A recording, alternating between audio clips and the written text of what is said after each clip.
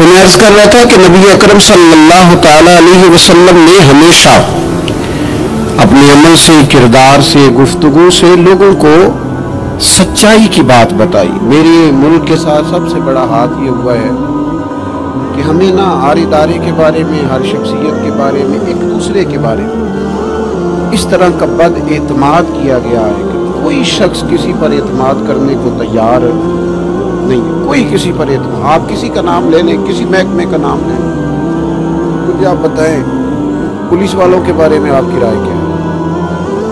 ڈاکٹروں کے بارے میں رائے کیا ہے؟ چلیں بتائیں باپڈا والوں کے بارے میں رائے کیا ہے؟ چلیں آپ اپنی بھی ایک آدھ مولویوں پیروں کے بارے میں رائے کیا ہے؟ بس یہی حال کیا گیا، الا ماشاء اللہ بد اعتماد کر دیا گیا۔ ایسا نہیں ہے کہ صرف کسی ایک گروہ، ایک طبقے کے بارے میں بددیانتی کو فروغ دیا گیا، جھوٹ کو۔ آج بھی کسی بھی شخص کو آپ لے لیں، اس کے بارے میں سچائی سے زیادہ جھوٹی خبریں زیادہ پھیلائی جاتی ہیں۔ افواہوں کا دور اپنی زندگی میں جوانوں سچ بولو، دیانتداری کا مظاہرہ کرو۔ اس ملت کا جوان کیسے ترقی کرے گا جس کی ماں کہتی ہے کہ پتر تو سچ ہی نہیں بولتا، تو جاتا کہیں ہے بتاتا کہیں، تو بات ہی ٹھیک نہیں کرتا، کیسے بات سنو۔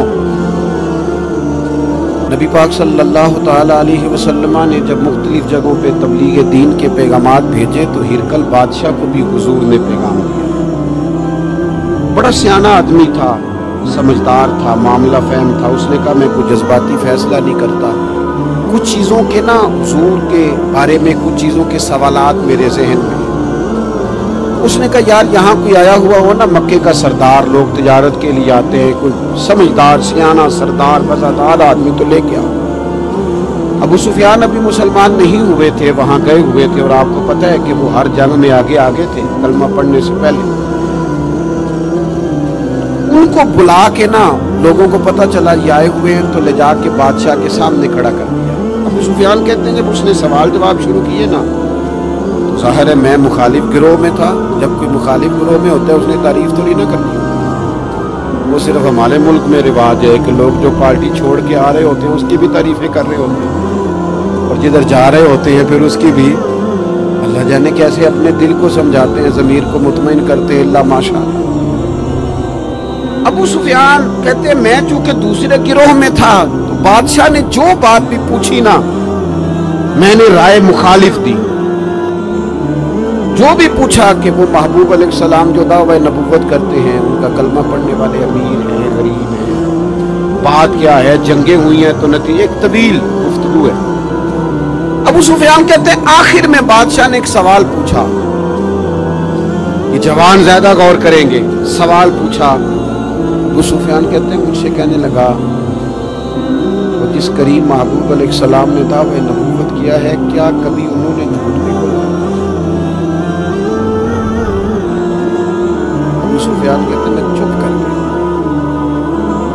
ایک منٹ کے لیے میرے دل میں خیال آیا معاذ اللہ کہہ دوں، پھر میں نے سوچا یہ تو عرب کی وفاداری کے خلاف ہے کہ پھر ابو سفیان کہتے ہیں میرے دل کے کونے سے آواز آئی میں کوئی اور بات کروں گا تو شاید کوئی تھوڑی دیر کے لیے سوچے اللہ کے رسول نے جھوٹ بولا، یہ تو مانے گا ہی کوئی نہیں، یہ تو مخالف نہیں مانیں گے، کافر مشرک نہیں مانیں گے۔ بادشاہ کہنے لگا سوچتے کیا ہو، بتاؤ کیا کبھی انہوں نے جھوٹ بولا ہے؟ سفیان کہتے میرے ہاتھ میں چھڑی تھی، میں نے اٹھا کے دوبارہ زمین پہ رکھی۔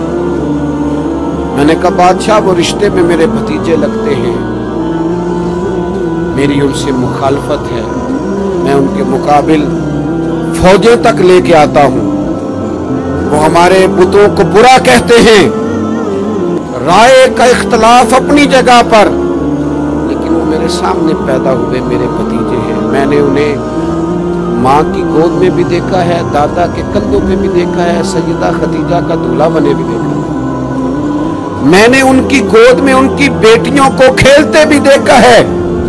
اختلاف اور مخالفت اپنی جگہ پر وہ کریم میرے سامنے پیدا ہوئے اور ان کے مقدس بال میری آنکھوں کے سامنے سفید ہوئے، ان کی زبان سے جو بھی نکلتا ہے حق اور سچ ہی نکلتا ہے۔ وہ اسیر دشمن کی چاہ میں بھی، مخالفوں کی نگاہ میں بھی وہ امی ہے، صادق ہے، معتبر ہے، میرا پیغمبر عظیم تر ہے، کبھی زبان سے جھوٹ نہیں نکلا۔ اللہ آپ کو جزا دے۔ سنے جی، کچھ خطیب بغیر نعروں کی بھی تقریر کر دیتے ہیں، اونچی سبحان اللہ کے بغیر بھی کام چل جائے گا انشاءاللہ۔ اب خالی سنتے جائیں نہ بھی سبحان اللہ کہیں، پھر بھی گزارا اثر کرے نہ کرے، سن تو لے میری فریاد، اور نہیں ہے داد کا طالب یہ بندہ آزاد۔ میرے عزیز، نبی پاک علیہ الصلوۃ والسلام نے سچ بولا۔ ابو سفیان کہتے ہیں ان کی زبان سے سوائے حق سچ کے کبھی کچھ نکلا؟ کریں نا تھوڑی پابندی ہم بھی سچ کی کریں نا۔ اچھا ہم بولتے ہیں سچ، بہت سارے لوگ سچ بولتے ہیں، لیکن وہ دوسروں کے بارے میں بولتے ہیں، اپنے بارے میں نہیں بولتے۔ اس نے اتنا جھوٹ بولا، اس نے اتنی کرپشن کی، فلانے نے یہ کرے، دوسروں کے بارے میں بول رہا ہے۔ اپنے بارے میں سچ بول، اپنے بارے میں تو بتا تو نے کیا کیا ہے، نہ ادھر ادھر کی تو بات کر، بتا کہ قافلہ کیوں لٹا، مجھے رہزنوں سے غرض نہیں، تیری رہبری کا سوال ہے، تو کہاں تھا، اپنی بات بتا۔ ابو سفیان کہتے ہیں جب میں نے بادشاہ کو یہ بات بتائی نا، اس نے چادر کندھے پہ رکھی، وہ جانے لگا تو میں نے کہا یار تو نے اتنی باتیں پوچھی، میں نے اتنے جواب دیے، کوئی نتیجہ، بات کا کوئی رزلٹ بھی نکلتا ہے نا، کوئی اینڈ بھی ہوتا ہے، کوئی نتیجہ بتا۔ تو کہتے بڑے تحمل سے، بردباری سے بادشاہ ہنس پڑا، ہنس کے کہنے لگا نتیجہ تو نکلا ہے۔ کہا کیا نتیجہ نکلا؟ تو کہنے لگا یار جس بندے نے کبھی بندوں سے جھوٹ نہیں بولا، وہ یہ والا جھوٹ کیوں بولے گا کہ میں اللہ کا رسول بن کے آیا ہوں؟ جو بولتے ہی سچ ہیں تو پھر گویا وہ کہہ رہا تھا مان لو کہ یہ بھی وہ سچ ہی بولتے ہیں کہ میں اللہ کا رسول بن کے آیا ہوں۔ ایک تو حضور کی اس اہم ادا کو اپناؤ۔ آپ کو پتہ ہے کسی باپ نے کسی مجبوری سے کبھی کہا ہوگا اپنے بیٹے کو چلے 2 منٹ کے لیے مان لیتے ہیں، کوئی مجبوری ہوگی،